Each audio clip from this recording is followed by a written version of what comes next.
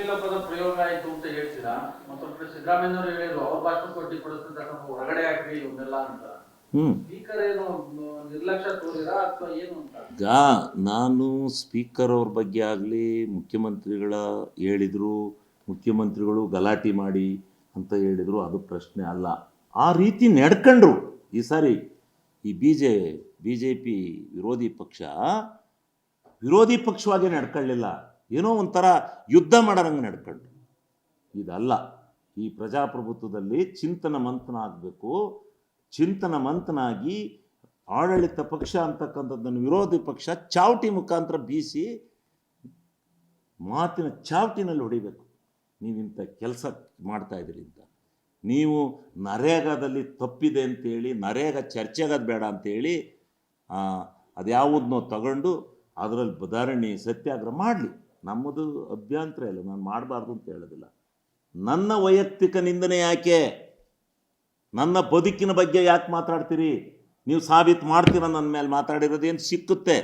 ಅದೇನು ವಿಡಿಯೋದಲ್ಲಿ ಆಗಿದೆ, ಸ್ವಲ್ಪ ವಾಯ್ಸ್ ಕೇಳ್ತಾ ಇಲ್ಲ, ಅಲ್ಲಿ ಮೈಕ್ ಇಲ್ಲದೆ ಇರೋದ್ರಿಂದ ವಾಯ್ಸ್ ಕೇಳ್ತಾ ಇಲ್ಲ. ಇವತ್ತಲ್ಲ ನಾಳೆ ಸಿಗುತ್ತೆ. ಇದಕ್ಕೆ ನಾನು ನ್ಯಾಯ ಕೇಳ್ತೀನಿ ರಾಜ್ಯದ ಜನನ.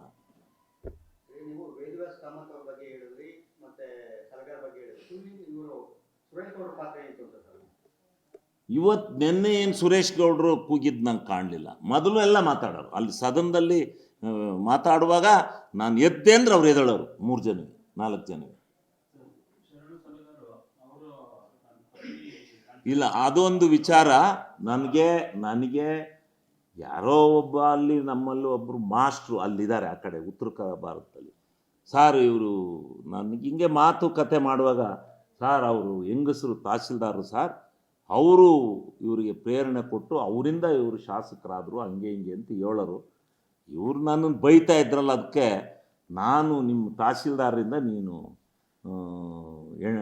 MLA ಆಗಿದೆಯಾ ನಿನ್ನ ಹೆಂಡ್ತಿಯಿಂದವ ಅಂತ ಹೇಳಿದೆ. ಹೆಣ್ಣು ಮಕ್ಕಳನ್ನ ಉಪಯೋಗಿಸೋದು ಬೇಡ.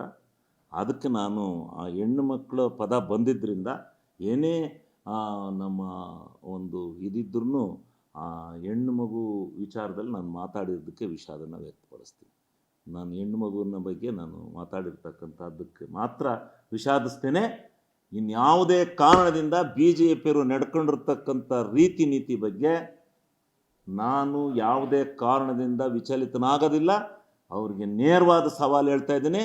ನೀವೇನು ನನ್ನನ್ನು ಕಳ್ಳ ಅಂತೇಳಿ ನನ್ನನ್ನು ಹೇಳಿದಿರಿ, ನೀವು ಆಡೋ ರೀತಿಗೆ ನೀವು ಕೋತಿಗಳು ನಾಯಿಗಳು ಏನೇನೋ ನನ್ನ ಬಾಯಿ ಬಂದದ್ದು ಬೈದಿದ್ದೀನಿ, ಇಲ್ಲ ಅಂತ ಹೇಳೋದಿಲ್ಲ. ನೀವ್ಯಾಕೆ ನನ್ನ ವೈಯಕ್ತಿಕ ಬದುಕಿಗೆ ಬಂದು ವಿಧಾನಸಭೆಯಲ್ಲಿ ನನ್ನ ಕಳ್ಳ ಪಳ್ಳ ಅದು ಇದು ಸುಳ್ಳ ಏನೇನೋ ಹೇಳಬೇಕಾಯಿತು, ಅದಕ್ಕೆ ನಾನು ಮಾಡಿದ್ದೀನಿ. ನಾನು ಯಾವುದೇ ನನ್ನ ಜೀವನದಲ್ಲೇ ನಾನು ಒಬ್ಬರ ಬಗ್ಗೆ ಅಶ್ಲೀಲ ಪದ ಬೆಳೆಸ್ತೇನಲ್ಲ. ನನ್ನನ್ನು ಕರ್ನಾಟಕ ರಾಜ್ಯದ ಜನ ಏನು ಅಂತ ತಿಳ್ಕೊಂಡಿದ್ದಾರೆ. ಯಾರು ಏನು ಮಾಡೋಕ್ಕೂ ನಾವು ಆಗೋದಿಲ್ಲ. ನಾನು ಒಬ್ಬನೇ ಈ ದೇಶದಲ್ಲಿ ರಾಜ್ಯದಲ್ಲಿ ಪಕ್ಷಾಂತರ ಮಾಡಿಲ್ಲ. ಅದೆಲ್ಲ ಚರ್ಚೆಗೆ ಬರಲಿ.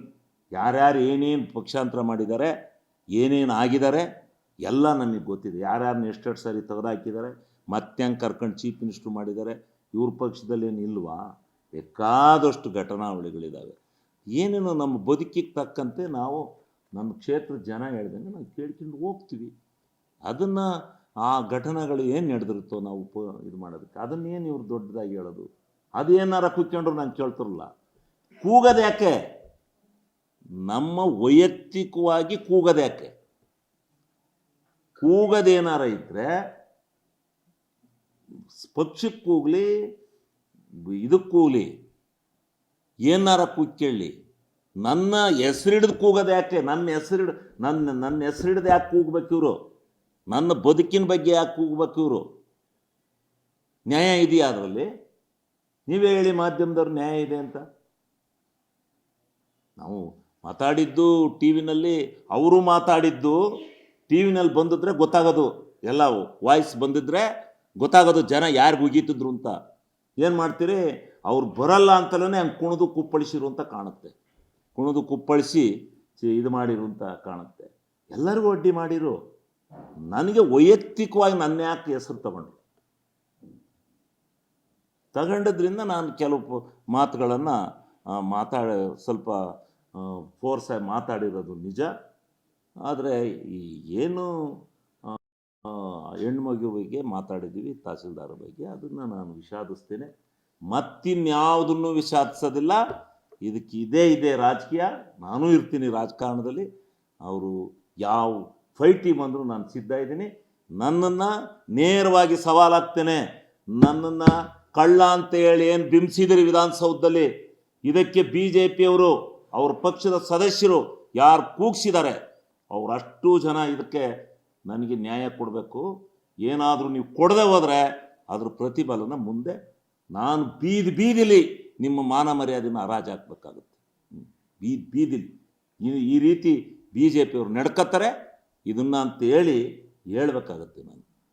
ಸುನೀಲ್ ಕುಮಾರ್ ಅವರು ಕೂಡ ಸರ್ ಹಿಂದೆ ಒಂದು ಅವ್ಯಾಚವಾಗಿ ಮಾತಾಡಿದ್ರಿ ಅಂತ ಅದನ್ನು ಕೂಡ ಉಲ್ಲೇಖ ಮಾಡಿದ್ರು. ಈಗ ನೋಡಪ್ಪ, ಯಾವ ಸಂದರ್ಭದಲ್ಲಿ ಏನಕ್ಕೋಸ್ಕರ ಸಾಂದರ್ಭಿಕವಾಗಿ ಮಾತಾಡಿರ್ತೀವಿ, ಅದು ಈ ವಿಚಾರಗಳು ಏನಿರುತ್ತೋ ಅದೇನಾದ್ರೂ ಎಲ್ಲ ಸಂದರ್ಭದಲ್ಲೂ ಎಲ್ಲರೂ ಮಾತಾಡ್ತಾರೆ. ಎಲ್ಲರೂ ಏನು ಅವರ ಇದು ಬರೋದಿಲ್ಲ, ರೂಲ್ ಆ್ಯಂಡ್ ರೆಗ್ಯುಲೇಷನ್ಸ್ ಯಾವ ತೆಗೆದಾಕ್ತಾರೆ, ಎಲ್ಲರೂ ತೆಗೆದಾಕ್ತಾರೆ. ಆಮೇಲೆ ಓದ್ತಾರೆ ರೆಕಾರ್ಡು, ಈ ಪದ ಸರಿಯಿಲ್ಲ ಅಂತ ತೆಗೆದಾಕ್ತಾರೆ. ಅವನ್ನ ಹಾಕಿರ್ಬೋದು, ಅದನ್ನು ಹುಡುಕೊಂಬಂದರೆ. ಆದರೆ ನಾನು ಇಷ್ಟು ದಿವಸ ವಿಧಾನಸಭೆಯಲ್ಲಿ ಸುಮಾರು 20 ವರ್ಷಗಳ ಕಾಲ ಸುದೀರ್ಘವಾಗಿ ಮಾತನಾಡಿರೋದು ನೀವು ಕೇಳಿದ್ರಿ. ಯಾರ ಬಗ್ಗೆನಾರ ಒಂದು ವಿಚಾರನ ತಾಳತಪ್ಪಾಗಲಿ, ಸುಳ್ಳು ಪ್ರಚೋದನೆ ಮಾಡೋದಾಗಲಿ, ಏನಾರ ಆಧಾರ ರಹಿತವಾಗಿ ಯಾವುದಾರ ಒಂದು ಮಾತನ್ನು, ಒಂದೇ ಒಂದು ಉದಾಹರಣೆಯನ್ನು ನೀವು ಹೇಳಿ. ನೀವು ಮಾಧ್ಯಮದವ್ರ ಸಾಕ್ಷಿ, ನೀವು ಹೇಳಿ, ನೀವು ಇರ್ತೀರ ಅದರೊಳಗೆ, ನೀವು ಹೇಳಿ. ನಾನು ಎಲ್ಲರಾಗಲಿ ನಾನು ಅಸಂಬದ್ಧವಾಗಿ ಕೆಲವು ಸಾರಿ ಸಿಟ್ಟು ಬಂದಾಗ ಮಾತಾಡಿರೋದುಂಟು. ಭಾಷಣ ಮಾಡುವಾಗ ನಾವು ಮನಮುಟ್ಟುವಂತೆ ಸರ್ಕಾರಕ್ಕಾಗಲಿ ಇದಕ್ಕಾಗಲಿ ಹೇಳಬೇಕಾದಾಗ ಸ್ವಲ್ಪ ಫೋರ್ಸಬಲಿ ಮಾತಾಡ್ತೀವಿ ಹೊರತು ಅದರಲ್ಲಿ ಇದಿರಲ್ಲ. ನನ್ನ ಕ್ಷೇತ್ರದ ಕೆಲಸ ಆಗಬೇಕಾದ್ರೆ ಮಾತಾಡ್ತೀವಿ. ಮೊನ್ನೆ ಎತ್ತಿನೊಳೆ ವಿಚಾರ ಮಾತಾಡುವಾಗ ಫೋರ್ಸಬಲಿ ಮಾತಾಡಿದೆ. ಸ್ವಾಮಿ ಹಂಗಲ್ಲ, ನಾವು ಇದಾಗಿ ಹೋಗಿದ್ವಿ, ನಮಗೆ ನ್ಯಾಯ ಕೊಡಿ ಅಂತ ಫೋರ್ಸಾಗಿ ಮಾತಾಡ್ತೀನಿ. ಅದನ್ನು ಬಿಟ್ಟು ನಾವು ಯಾವುದೇ ಜನರ ಮಾನಸಿಕವಾದಂಥ ನೆಮ್ಮದಿ ಹಾಳು ಮಾಡುವಂಥ ಕೆಲಸ ಮಾಡಿಲ್ಲ. ಯಾವತ್ತೂ ಒಂದೇ ಒಂದು ಆ ವಿಧಾನಸಭೆಯಲ್ಲಿ ಅಸಭ್ಯವಾಗಿ ನಡ್ಕೊಂಡಿದ್ದೀನಿ ಅಂತಕ್ಕಂಥದ್ದನ್ನು ಹೇಳಿ ತೋರಿಸ್ಲಿ. ಮಾತಾಡ್ತೀನಿ, ಗ್ರಾಮೀಣ ಭಾಷೆಯಲ್ಲಿ ಮಾತಾಡ್ತೀನಿ. ಕೆಲವು ಭಾಷೆಗಳಿಗೆ ನಾನಾ ಅರ್ಥಗಳು ಸಿಗಬಹುದು. ನಮ್ಮನ್ನು ಯಾಕೆ ಟಾರ್ಗೆಟ್ ಮಾಡ್ತಾರೆ ಅಂತ ಅನ್ನೋದನ್ನು ನೀವು ವಿಶ್ಲೇಷಣೆ ಮಾಡಬೇಕೀಗ. ನಮ್ಮನ್ನು ಯಾಕೆ ಟಾರ್ಗೆಟ್ ಮಾಡ್ತಾರೆ ಅಂದರೆ ಎಲ್ಲರನ್ನೂ ಬಿಟ್ಟು ಯಾರು ನನಗೆ ಅವ್ರು ಏನು ಹೇಳಲಿಲ್ಲ. ಅವ್ರು ಹೇಳಿದ್ದು ಪ್ರಮಾಣಲು ಸತ್ಯ. ಅವ್ರು ಹೇಳಿದ್ದು ಎಲ್ಲಿಂದ ಏನಿಲ್ಲ ಎಲ್ಲ ಸೂಚನೆಗಳಿದ್ದಾವೆ ಅಂತ ಹೇಳಿದರು. ಸೂಚನೆಗಳು ಯಾರು ಕೊಟ್ಟರೆ, ಎಲ್ಲಿ ಕೊಟ್ಟರೆ, ಹೆಂಗೆ ಕೊಟ್ಟರೆ ನನಗೆ ಗೊತ್ತಿಲ್ಲ. ನಾನು ಅವ್ರು ಹೇಳಿದರು, ಅದಕ್ಕೋಸ್ಕರ ಹಂಗೆಲ್ಲ ನೀವು ಸೂಚನೆಗಳವೆ ಅಂತೇಳಿ ಹಂಗೆಲ್ಲ ಮಾತಾಡ್ಬೇಡ್ರಪ್ಪ ಅಂತ ಚೆನ್ನಾಗೇ ಮಾತಾಡಿದೆವು, ಚೆನ್ನಾಗೇ ಇದ್ದು. ಹಿಂಗೆಲ್ಲ ಮಾತಾಡಬೇಡ್ರಿ ಅಂತ ನೆನ್ನೆನೇ ಅತಿರೇಕಕ್ಕೆ ಹೋಗಿದ್ದು.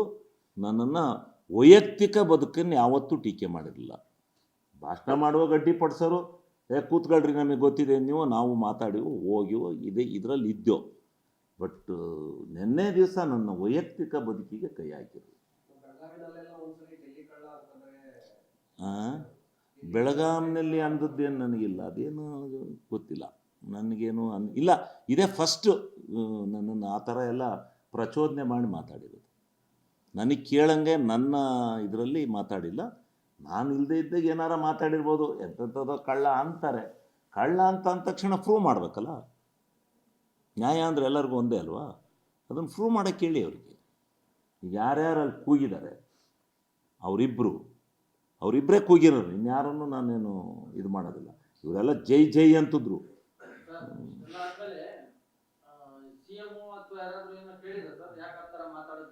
ಯಾರನ್ನ? ಇಲ್ಲ, ನನ್ನನ್ನೇನು ಕೇಳಿಲ್ಲ. ನಾನೇನಂತ ತಪ್ಪು. ಈಗ BJPಯವರು ಏನು ಮಾತಾಡಿದ್ರು, ಬೇರೆಯವ್ರು ಏನು ಮಾತಾಡಿದ್ರು ನಾನು ಹೇಳಕ್ಕೆ ಬರಲ್ಲ. ಅವ್ರು ಯಾರ್ಯಾರು ಏನೇನು ಹೇಳ್ಯಾರ ಅನ್ನೋದು ಹೇಳಕ್ಕೆ ಬರಲ್ಲ. ಯಾರ್ಯಾರು ಫೋನ್ ಮಾಡಿದ್ರು ನಾನು ವಿಶ್ಲೇಷಣೆ ಮಾಡೋಕ್ಕೆ ಹೋಗಲ್ಲ, ನಾನು ವಿಚಾರ ಹೇಳಲ್ಲ. ಬೇಕಾದಷ್ಟು ಜನ, ಸಾವಿರಾರು ಜನ ಇಂಟ್ರೆಸ್ಟ್ ಇರೋರು, ಮಾತಾಡಿದ್ದಾರೆ ನನ್ನ ಹತ್ರ. ಬಿ ಜೆ ಪಿ ನಾಯಕರು ಯಾರು ಮಾತಾಡಿಲ್ಲ, ಸುಳ್ಳು ಹೇಳೋಕ್ಕೆ ಹೋಗ್ಬಾರ್ದು. ಅವೆಲ್ಲ ತಂದು ಹಾಕೋ ಕೆಲಸ ಮಾಡಬಾರ್ದು. ಬಿ ಜೆ ಪಿಯವ್ರು ಯಾರೂ ಮಾಡಿಲ್ಲ. ನಾನು ಅವೆಲ್ಲ ತಂದು ಹಾಕೋ ಕೆಲಸ ನಾನಂತೂ ಮಾಡೋಕ್ಕೆ ಹೋಗಲ್ಲ. ನನಗೆ ಯಾರು ಇದು ಲೈಕ್ ಆಗಿದೆ ಅವ್ರು ಮಾತಾಡಿದ್ದಾರೆ ಅಷ್ಟೇ. ಯಾರು ಲೈಕ್ ಆಗಿದೆ ಇದು ಕರೆಕ್ಟ್ ಇತ್ತು, ನೀವು ಕರೆಕ್ಟಾಗಿ ನಿಮ್ಮನ್ನು ನಿಂದನೆ ಮಾಡಿದ್ರಿಂದ ನೀವು ಅವ್ರಿಗೆ ಮಾತಾಡಿದ್ರಿ. ನೀವು ಏನಾರ ಮಾಡಿ ಆ ವಾಯ್ಸ್ ಕೊಡಿಸಿ, ಆ ವಾಯ್ಸ್ ವೀಡಿಯೋನ ನೀವು ರಿಲೀಸ್ ಮಾಡಿ, ನೀವು ಅದನ್ನು ಟೆಕ್ನಿಕಲಿ ಅದು ಏನು ಮಾಡಬೇಕು ಅದು ಮಾಡಿ, ನೀವು ಆ ವಾಯ್ಸು ಕರ್ನಾಟಕದ ಜನಕ್ಕೆ ನಿಮ್ಮನ್ನೇನು ನಿಂದನೆ ಮಾಡಿದ್ದಾರೆ ಕೆಲವು ಇದರಲ್ಲಿ ಹಾಕಿದ್ದಾರೆ, ಅಂದರೆ ವಾಯ್ಸ್ ಕೇಳ್ತಾ ಇಲ್ಲ ಅಂತ ಕೆಲವರು ಪತ್ರಿಕೆಯಲ್ಲೂ ಬರೆದಿದ್ದಾರೆ. ಹಿಂಗೆ ಅವರು ಹಿಂಗೆಲ್ಲ ಬೈದರು, ಆ ಬೈದಿದ್ದರಿಂದ ಅವರು ಪ್ರವೋಕ್ಕಾಗಿ ಅವರು ಮಾತನಾಡಿದರು ಅಂತಲೂ ಬೈದಿದ್ದಾರೆ. ಇವೆಲ್ಲ ಪದ ಬಳಕೆ ಆಗಬಾರ್ದು ಅಂತಲೂ ಬರೆದಿದ್ದಾರೆ. ಪದ ಬಳಕೆ ಆಗಬಾರ್ದು ಅಂತಂದರೆ ಅವರು ದಿಕ್ಕೆಟ್ಟಾಗ ನಾವೇನು ಮಾಡೋಣ ಸ್ವಾಮಿ? ನೀವು ಅವ್ರು ದಿಕ್ಕೆಡಿಸ್ತಾರೆ ಹೇಳಿ. ಯಾರು ದಿಕ್ಕೆಡಿಸಿದ್ದಾರೆ ಅವ್ರಿಗೆ ಉಗಿರಿ. ಯಾಕೆ ಹಿಂಗೆಲ್ಲ ಪದ ಬಳಕೆ ವೈಯಕ್ತಿಕವಾಗಿ ಹೋಗ್ತೀರಿ ವಿಧಾನಸೌಧದಲ್ಲಿ ಅಂತ?